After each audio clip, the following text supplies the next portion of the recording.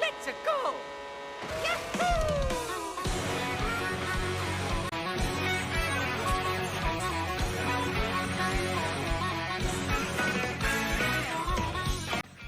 I don't actually know how to start this video out, but wow. Having to actually play Mario Kart World when I don't even own a Nintendo Switch 2 is quite surreal. But I'm honestly glad that I really did have the opportunity to even get a chance to play it. And it's all thanks to one of my closest friends, which I will say thank you very much for allowing me to have the opportunity to play through Mario Kart World. Actually, surprisingly, I actually played through the entirety of Mario Kart World. It wasn't intentional in any way, but all of, like, I got to experience, like, the Grand Prix mode and, like, a little bit of the other things, like Free Roam and Knockout Tour. So, yeah, thank you so much. You know who you are. Yeah, this video is going to be more on the unscripted side because it's just me putting out my first initial thoughts on Mario Kart World. Obviously, at some point in the future, I will get a Switch 2. It's just that there's just a lot of things that's happening in the background that, you know, with the bad publicity the Switch 2 has gotten since the Switch 2 Direct and the things with people, like, there's a lot of negative stigma around Mario Kart World, how, and, like, it was just kind of draining. And quite honestly, close to the release of Switch 2, I was, like, the hype that I had for Mario Kart World was just kind of dead because I've been too exposed with the negativity. It sucks, but maybe I shouldn't, like, poke my nose where it doesn't belong. I went through this entire experience with a more open mind, not really thinking about the negativity that surrounded the Switch 2. Like, oh, why are you owning this, like, $450 console with a $80 Mario Kart? I was just kind of going through this entire game with, like, the most open mind. And the result of that is, well, I had fun. And I think it was enhanced more with my friend and my sister playing through the game with me. So this definitely elevated the experience a little bit more. So yeah, again, this entire video is just going to be like sharing my initial thoughts on Mario Kart World, how I feel about it, if there's any like issues that I have with the game.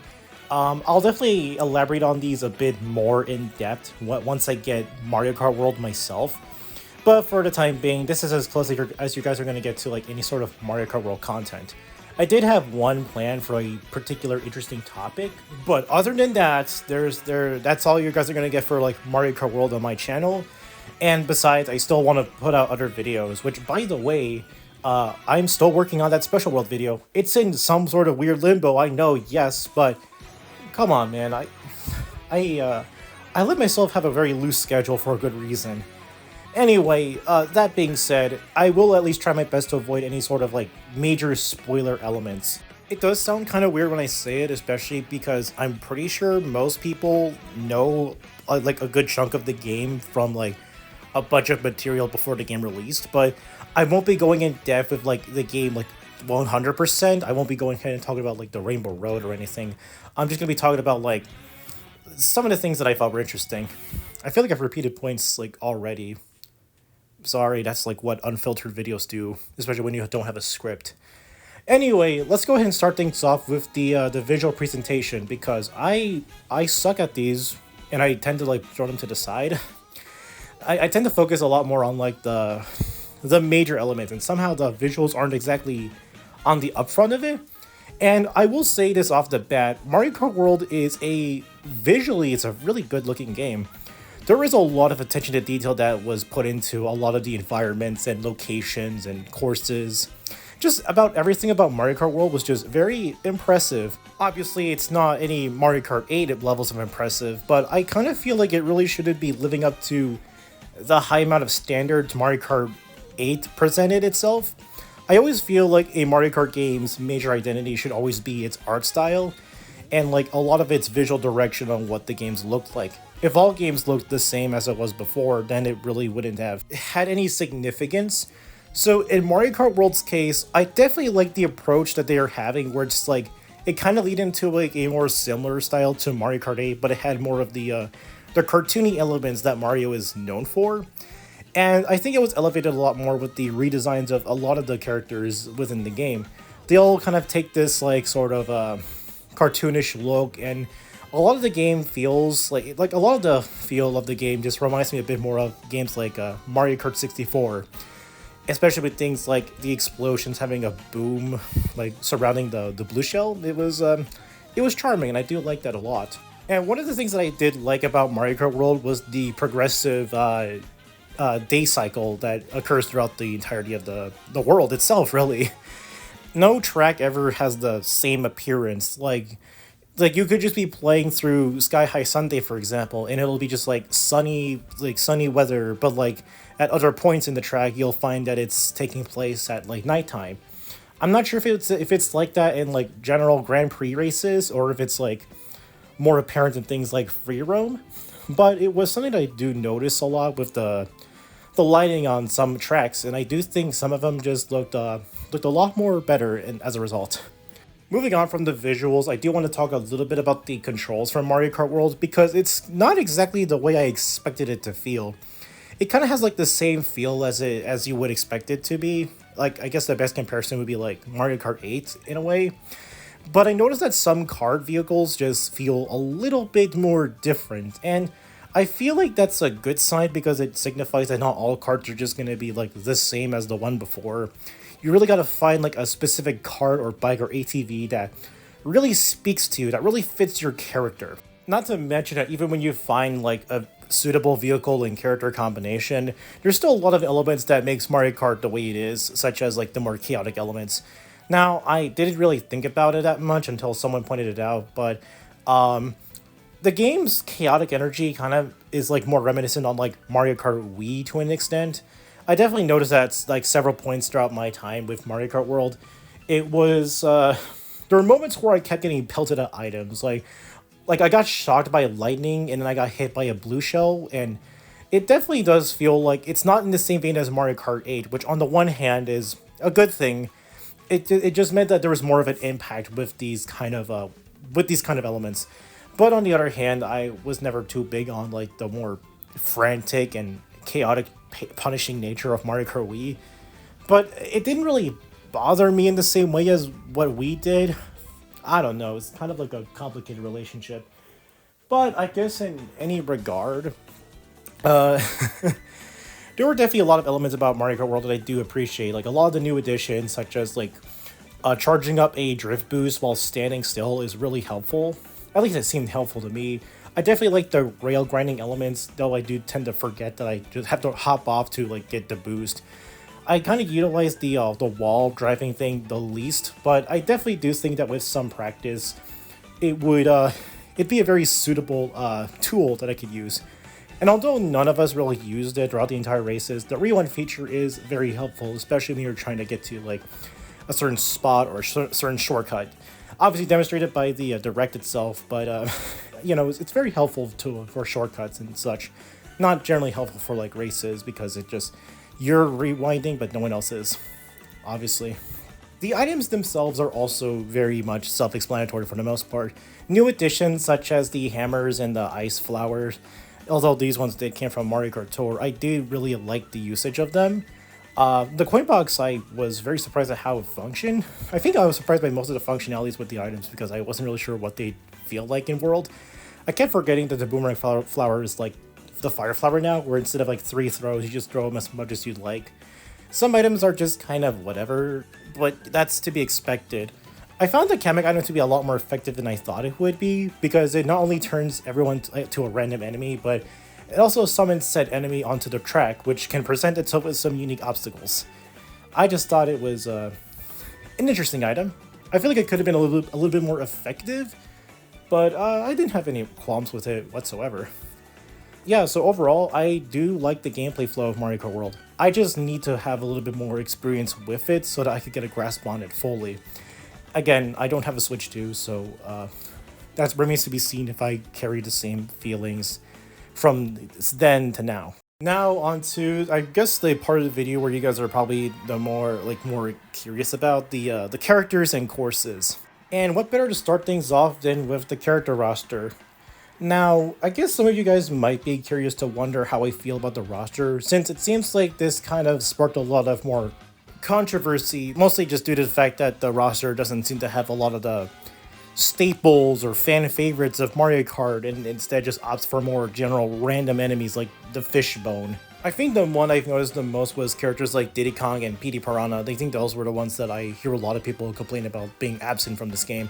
And if you want my 2 cents on the matter, I really did not mind the character roster for Mario Kart World. Now, that doesn't mean I'm completely fine with like the loss of a majority of the other ones. Like, don't get me wrong, I still love like characters like Petey Piranha and Dry Bowser to show up in some capacity from Mario Kart World.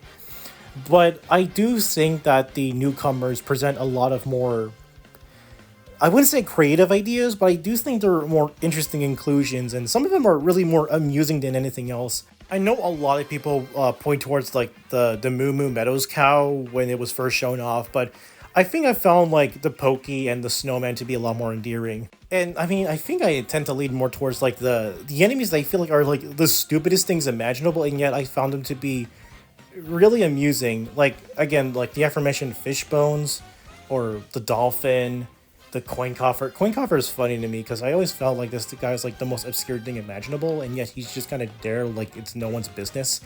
Obviously, there's some newcomers that make a lot of sense for Mario Kart, like the Goomba and the Pianta. Out of all of the newcomers for Mario Kart World, I definitely do like the Snowman the most. I think it's mostly because the entire idea of just like this hunk of pile of snow just driving is just so amusing to me.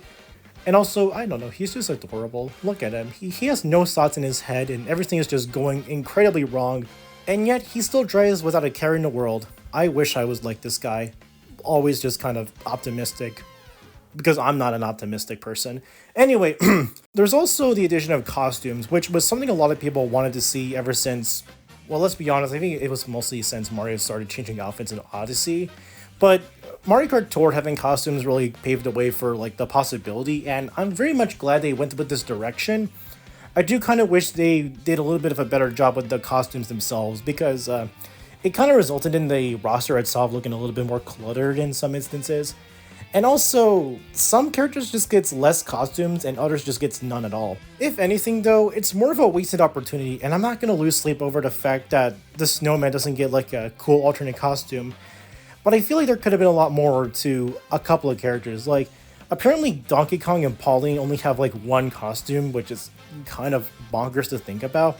Pauline especially, she had like a couple more in Tour. And then some characters like Drybones, I feel like it could have been like obvious to have some sort of costume. Like, Drybones should have had like a Candy Skull inspired costume. I don't know, I'm just throwing ideas out there, but basically all I'm saying is that I do like the costumes inclusions in Mario Kart World. I just feel like they could have been handled a little bit better. And just to quickly get this out of the way, I really do like the fact that the vehicles are the way that they used to be in past Mario Kart games before Mario Kart 7 and 8, where instead of just customizing them to your liking, it's all predetermined. Of course, there's still going to be at least a chance that there's still going to be some sort of meta game or whatever, but I'm at least glad that there's no sense of customization that takes up a bunch of time just to like see which stats are great. I don't know why I struggle with this one in particular. My personal favorite vehicle out of all of them is the Rob one. What can I say? I like Rob the Robot.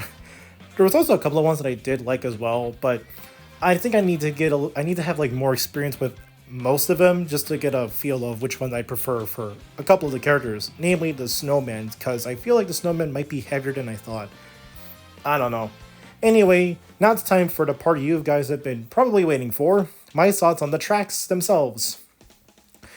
But I do want to go ahead and talk about my thoughts on the intermission tracks, or I guess the pathways that leads up to the next course from the Grand Prix, because I didn't really get to experience the tracks as is with versus mode and all that. So I've heard a lot of people's concerns in regards to how these intermission tracks were implemented, with the main worry being that it's just kind of boring gameplay where not much just kind of happens. And I'll admit that there are some parts of these intermission tracks where it just kind of feels like not much goes on. But for the majority of my time playing through Mario Kart World with my friend and my sister, I had a complete blast with these. I was kind of surprised to even think about it, reflecting on it, but yeah, despite these just kind of being like straight lines at best, or at worst, I guess, I really do think that there's a lot that goes on within these intermission tracks that don't really feel like you're driving in a straight line. There are several obstacles to dodge, such as cars with bombs strapped into them, enemy hazards. Just a lot of these things are just always active, and it never seems to be as dull as it appears. Enhancing this is also the fact that every single intermission track has at least a item bag, or I guess like a food bag, or a Yoshi's place that has one that will give a character a chance to become a different costume.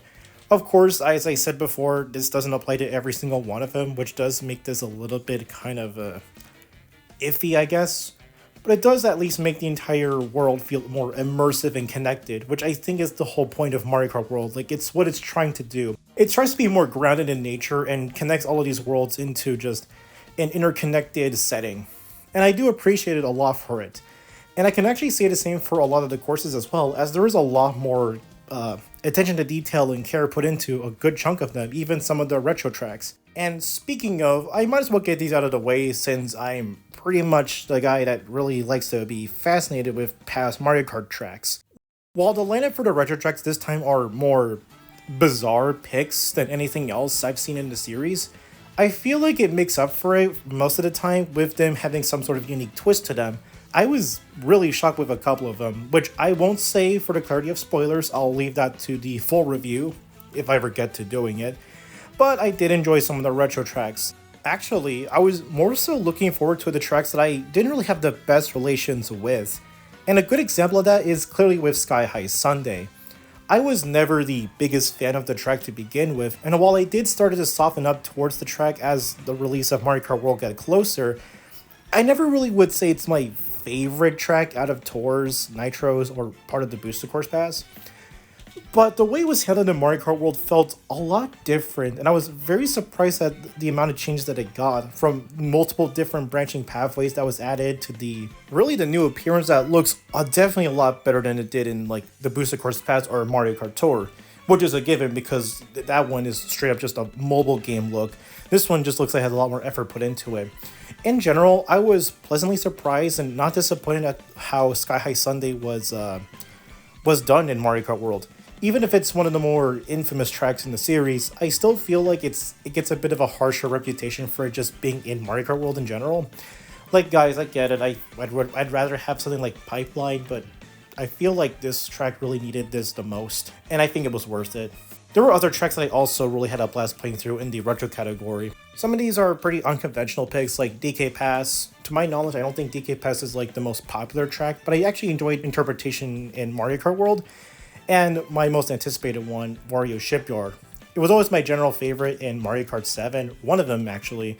So I was really glad to see it was handled in like the best possible way it could, since there was no underwater driving, and the boat mechanic really does make it feel a little bit better.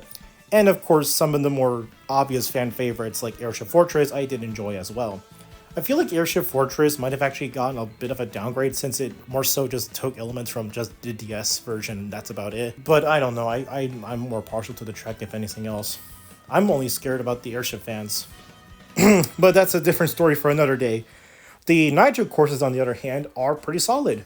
I don't think most of them really spoke out to me as much as I hoped they did, but the ones that I was hyped for the most were the ones that I was not disappointed by, and I'm glad about it. DK Spaceport was probably the most unexpected one because of I thought the layout was just kind of like weird. I thought it was like part of the intermission, like the knockout tour, which I'll get to in a bit. But no, that's actually how the track looks. And despite it just looking a little bit more repetitive, there's always something going on with each line going up. And I do think it makes for a very unique track on its own. And also ones like Great Question Block Ruins, that one's great as well. That one might actually be one of my favorites out of the bunch. I could go on and on about the courses in Mario Kart World, but I would rather have you guys experience it all for yourselves, if you can even get a Switch 2 in the first place. To wrap up this whole section, I do want to go ahead and put my thoughts onto Knockout Tour and do a little bit of like my own slight complaints that I have with the track selection. Beginning with Knockout Tour, that one's actually the last thing me, my friend, and my sister did, because we played the game a little bit longer, and we had to stop somewhere, so I suggested we did Knockout Tour. I mostly wanted to play through one round of it just to see, like, the talk about it. I've heard good things about Knockout Tour. And to put it bluntly, Holy shit, this is like the most hectic thing I've played, and I like it. I think the closest comparison I can think of is like F-Zero 99 in general. So the basic premise is that you have to stay the higher ranks as much as you could, because if you go to a link lower, you get eliminated. And it continues that forward until the final track, or like the final intermission track, which leads into the actual destination. It gets a lot crazier with the, with just like a bunch of things happening at once, and it's like so chaotic, and I really enjoyed my time with it. I'll definitely be playing through this mode the next time I hang out with my friend. So yeah, but so far I'm very much impressed with Knockout Tour. It definitely might be one of my favorite modes to come from Mario Kart, which is saying a lot because there's not a lot of modes in the series that really spoke to me as much. And, well, if I had to complain for anything, it mostly just relates to the, I only had like two complaints, but I wouldn't really say it's a complete detriment to the overall quality. I do find it a bit strange that Crown City and Peach Stadium, they have like two separate tracks and they have different layouts, and it's not like the Woohoo tracks where it was named differently. They're just called the way that they are. Not to say that these tracks are bad or anything, they just didn't really speak out in my mind as much. I'll definitely have to play through more of those. With the retro courses specifically, I was kind of bummed down that there was no Super Circuit or Mario Kart 8 courses. I think the latter I didn't care as much because Mario Kart 8 has just been with everyone for like the last decade or so. And by that point, I think we're all just kind of sick and tired of the game. But Mario Kart Super Circuit always stuck out to me as a weird exclusion because it's always just been a staple of these retro courses since the start of it. So it's just kind of awkward that none of them is really present in Mario Kart World. This did get me thinking about a possibility of like if any of them would even have a shot of being in Mario Kart World. But that's a different video for a different time. It's definitely on the back burner at the very least. But, you know, other than those two things, I do like the course selection of Mario Kart World. I was very much impressed with the changes for some of the retro courses, and the new ones are pretty solid for the most part. It's early tellings, yes, I know, but, you know, and overall, I'm very much impressed with it. One thing that I will mention right now is the argument that I've heard about the amount of courses in Mario Kart World, because I've definitely seen a lot of arguments surrounding the fact that, oh, Mario Kart World just has like less courses than Mario Kart 8 Deluxe because that game had like 96 tracks with the Booster Course Pass, while Mario Kart World at base launch is like 30. Well, it's actually 32, but like I guess we're not going to count the other two versions, I guess. And a bunch of like boring roads. And all I can say is that, as I said before, I was more impressed with how they were handling the intermission tracks, and there was a lot going on that makes them a little bit more worthwhile. And a lot of the courses in Mario Kart World have a lot of engagement into them. So yes, I do kind of agree that there could have been a little bit more tracks, but I think overall the way it is now, I'm more than content with the result that we did get. It's kind of hard to tell also to know if there's even going to be any DLC for World specifically. So we'll have to wait and see if that's even a possibility to begin with. The last thing I want to talk about in this video before I end it off is the music. And well, this really shouldn't come as a surprise, but the music for Mario Kart World is really great. I do like the music tracks for the courses themselves, and the main theme is pretty catchy, admittedly. But one of my favorite aspects about the music for this game is actually the background music that plays pretty much anywhere. Whether it's free roam or in the main menu or when you're traveling between course to course, there's this little background music that plays throughout it that not only pulls tracks from previous Mario Kart titles, but also from the entire Mario series.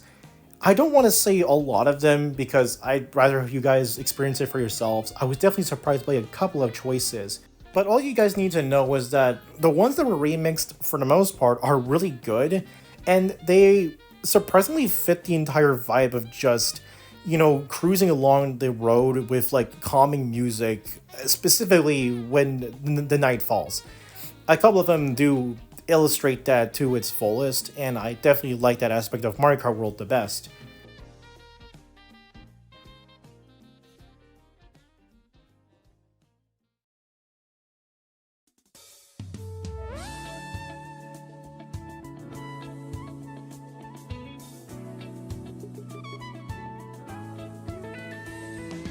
So, with all of that being said and all of my ramblings out of the way, I think you can tell that from my first impressions alone, Mario Kart World certainly subverted my expectations, especially after the notorious reputation a lot of people were really putting onto this game, with a lot of it relating to its price range at $80. And while I will say that, yeah, $80 is a lot much for a Mario Kart title, I think with the amount of like love and care put into the game, as well as like a surprising amount of things to do, or at least the way I've played so far, Mario Kart World is a surprisingly fun time, and I definitely do like the game a lot. I probably wouldn't get the game at its fullest price range though, definitely at a discount, but knowing Nintendo games, these never go on sale, so fuck me, I guess. And anyway, Mario Kart World definitely subverted my skepticism and my expectations. And I will say, yes, I will be getting Mario Kart World at some point in the future. But for the time being, I am very much content with just kind of playing through a bite-sized experience whenever I get the chance to. So yeah, my first impressions are fairly positive. But the real question is, will I hold this up months after this video released? Who knows? All I can say for certain is that, oh my god, there's a lot of racing games coming out for this year, and wow. I have a lot on my plate.